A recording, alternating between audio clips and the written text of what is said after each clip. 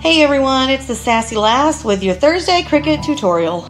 Today I am redoing my His Life Matters badge decal with Cricut's Premium Outdoor Vinyl. I'm redoing this because it's not the same thickness all the way around, plus it's about had it. Also, my original is not a shareable image and this one will be, plus I'm hoping that the outdoor vinyl will hold up a little better. Now, even though Cricut has a ton of images to choose from, when I type in badge or police, I'm not really finding what I'm looking for. In fact, no matter what I type in, I'm only finding my uploaded image, which is not what I want to use since it's not shareable.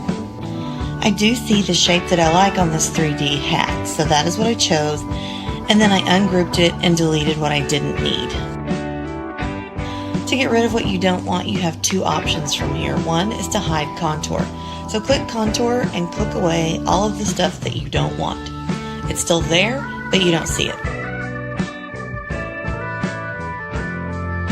Or you can slice away what you do not want with circles or squares.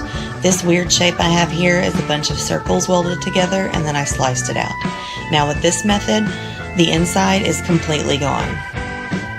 To curve text in design space, you ungroup your words and then you literally just put each and every single letter where you want it.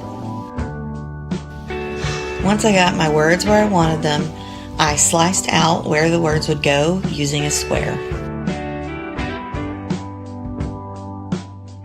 Then I lined my badge back up with my words and welded that all together. For the badge number, I just sliced out the number from a heart. Now, I welded it last time, but that made it difficult to adjust for other officers. So this time, I just attached it.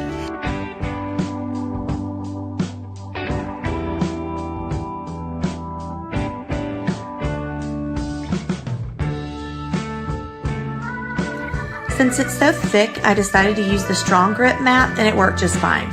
Also, it's adhesive vinyl, so you need to have it vinyl side up.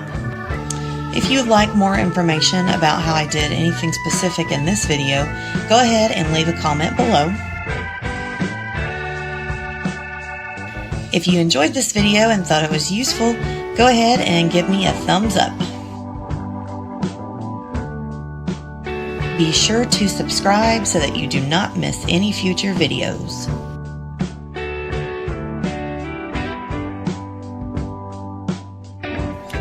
You are, of course, free to give any suggestions of future videos that you would like to see as well. I hope that this video was useful, and I hope to see you back again next Thursday.